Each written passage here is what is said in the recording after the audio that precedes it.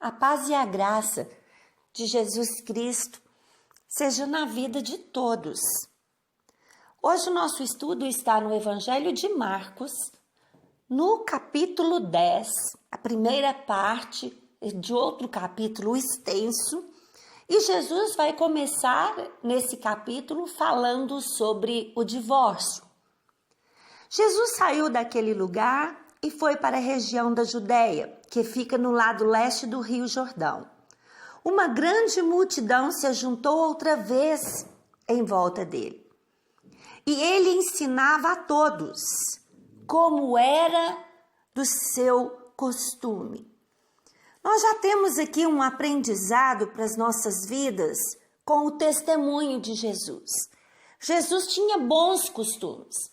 Bom costume de subir ao monte para orar, de subir ao monte, ficar a sós com o Pai e orar. Bom costume de ir nas sinagogas, como um bom judeu.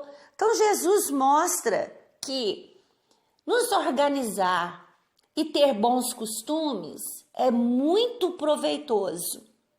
Ter o bom costume de ler a Bíblia todos os dias vai nos edificar, vai nos fazer muito bem. Ter o bom costume de orar, de ficar a sós com Deus, de levar todas as nossas questões a Deus, em primeiro lugar, e não a levar para outras pessoas, é um ótimo costume, sempre levar para Deus. Então Jesus começa nos dizendo aqui que ele tinha bom costume, muitos bons. Alguns fariseus que, querendo conseguir uma prova contra ele, perguntaram para Jesus: de acordo com a nossa lei, um homem pode mandar a sua esposa embora. Jesus respondeu com outra pergunta. Então nós temos aqui fariseus rondando Jesus, procurando, observando para ver se encontrava alguma coisa fora da lei, que era contra a lei. Ou outras vezes eles lançavam desafios, isso eles fizeram várias vezes. E agora ele faz outra vez, eles fazem uma pergunta: se é lícito, se é permitido ao homem mandar a sua esposa embora. Jesus responde com outra pergunta: o que foi que Moisés mandou?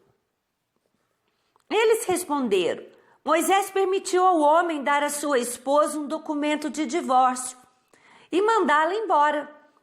Então Jesus disse: Moisés escreveu esse mandamento para vocês por causa da dureza de coração de vocês. Mas no começo, quando foram criadas todas as coisas, foi dito: Deus os fez homem e mulher. Por isso o homem deixa o seu pai e a sua mãe para se unir com uma mulher, e os dois se tornarão uma só pessoa. Assim, já não são duas, mas só uma. Portanto, que ninguém separe o que Deus uniu. Esse pedaço, esse texto muito utilizado para quem trabalha num ministério com famílias, muito utilizado, tem muitos ensinamentos aqui. O primeiro casamento, abençoado pelo próprio Deus, que deixa muito claro que o casamento foi entre homem e mulher, Adão e Eva. Outro ponto muito importante é que Deus diz: deixará o homem, a mulher também, pai e mãe, para se tornar em uma nova família. A prioridade agora vai mudar. Então, são muitos ensinamentos. Eles tentam pegar Jesus com a própria lei de Moisés, que permitiu o divórcio, para organizar os problemas que Moisés estava se relacionando. Mas Jesus diz assim: sim, é verdade. Moisés permitiu a carta de divórcio, mas sabe por que ele permitiu? Por causa da dureza de coração. Quer dizer, essa não é a vontade de Deus. Então você diria isso? Diria não. Eu digo, não é a vontade de Deus o divórcio, não é a vontade de Deus, da igreja, o divórcio, sempre há uma luta, tanto no mundo espiritual, como com conselhos, como ensinamentos, para reconstruir um relacionamento quebrado, né?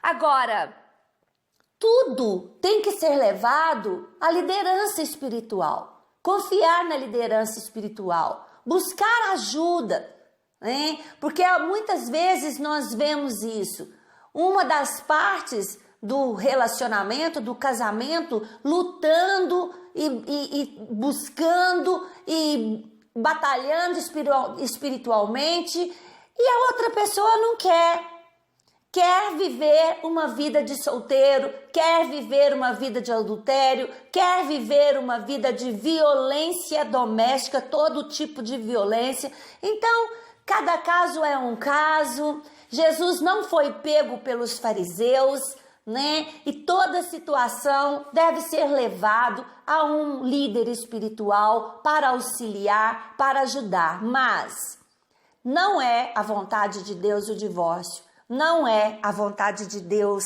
a vontade da igreja, o divórcio.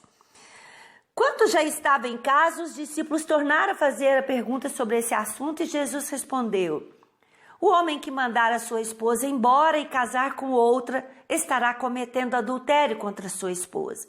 E a mulher que mandar o seu marido embora e casar com outro homem, ela também estará cometendo adultério.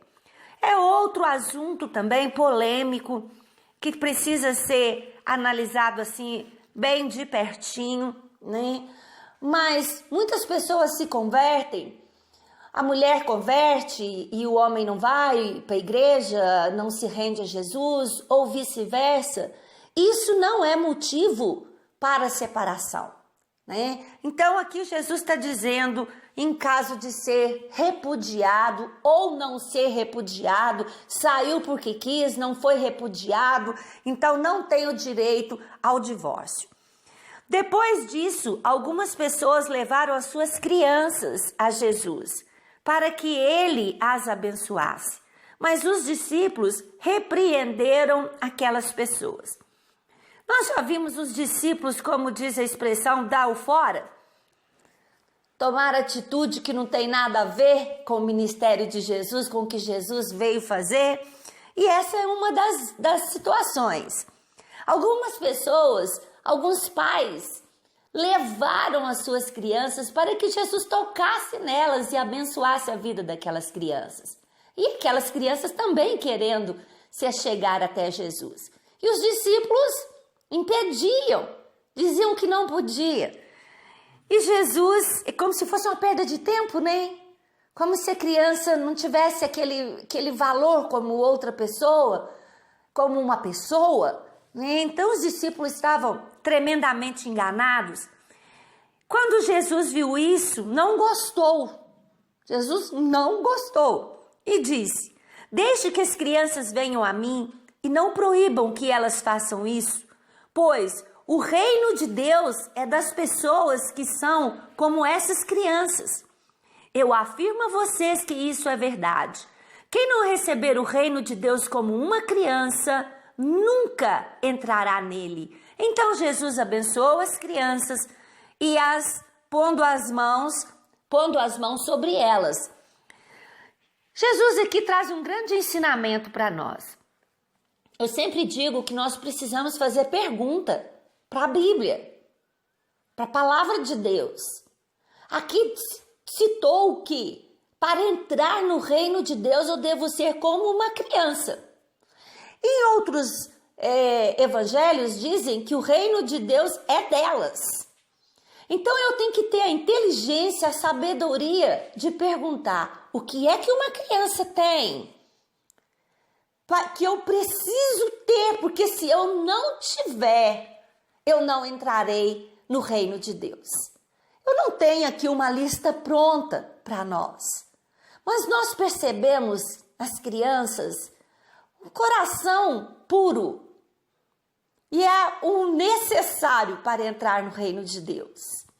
Uma criança, ela não tem aquele sentimento de ódio, de amargura, de tantos sentimentos ruins, têm um coração puro, às vezes são maltratadas. E quando recebem um carinho, já esquecem com facilidade tudo que foi feito para elas. Umas pinceladinhas que eu daria a respeito de ser parecido com uma criança. Coração puro, fugir da impureza, coração quebrantado, né, moldável. A criança, ela aprende com seus pais.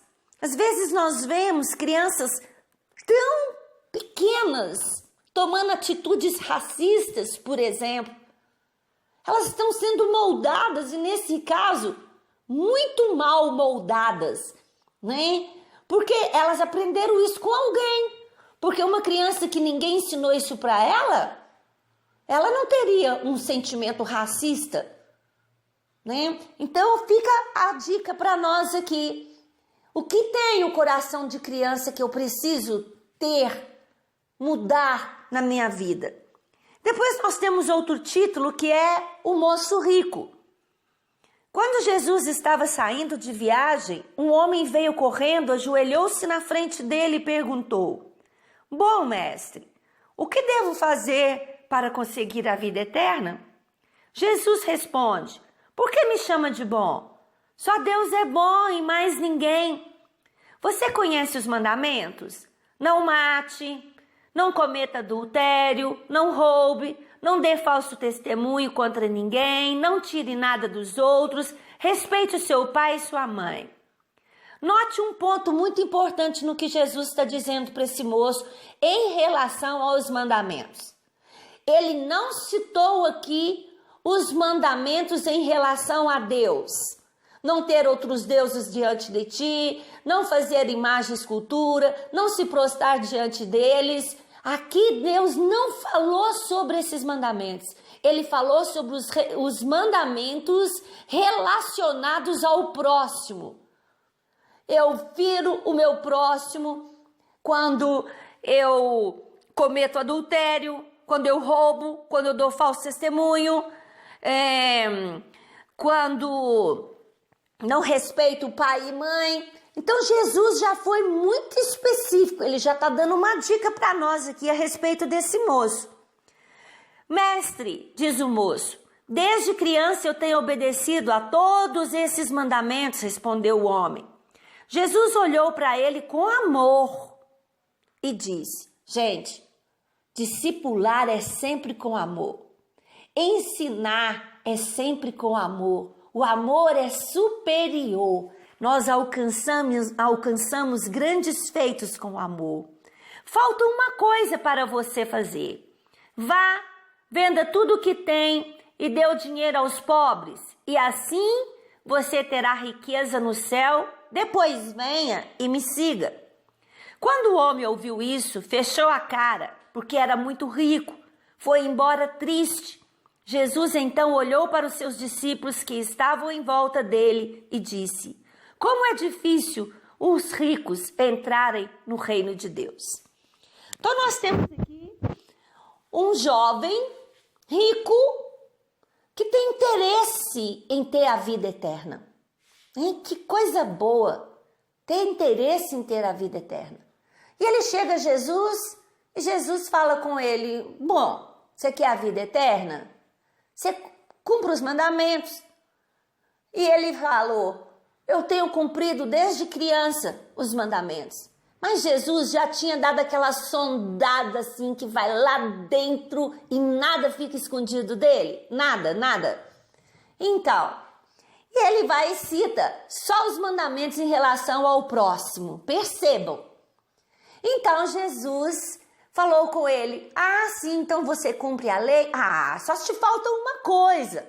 Isso aqui já é bem bacana, né? Porque quantos de nós estaríamos diante de Jesus e Jesus falaria conosco que só nos falta uma coisa? Né? Interessante também isso. Era só uma coisa que tinha que fazer, né? Só que essa coisa estava relacionado à prioridade na vida dele. E ele então, Jesus disse para ele: olha, vai, vende tudo que você tem e dá ao próximo. Você não ama o próximo? Você não falou que cumpre os mandamentos? Dá ao próximo, dá aos pobres.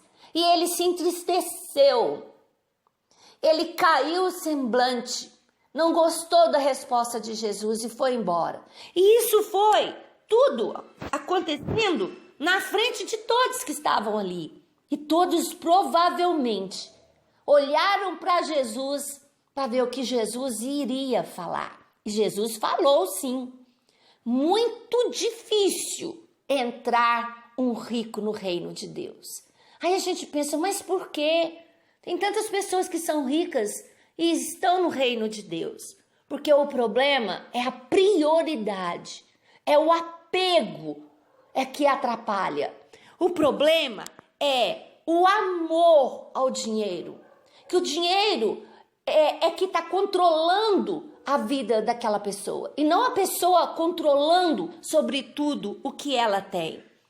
E Jesus ainda diz assim, aquela velha citação, que é mais fácil passar um camelo pelo fundo de uma agulha do que um rico entrar no reino de Deus. Alguns dizem que é uma portinhola, essa agulha, mas de toda maneira o que Jesus está deixando muito claro é que é muito difícil um rico entrar no reino de Deus. Glória ao Senhor, que nós somos salvos pela graça e que o impossível aos homens é possível a Deus. E pela graça nós somos salvos, seja rico, seja pobre, e o que nós temos que fazer é nos desprender. Nem família ser à frente do nosso amor a Deus, nem objetos, nem nada estar à frente. Que a prioridade nossa seja o reino de Deus.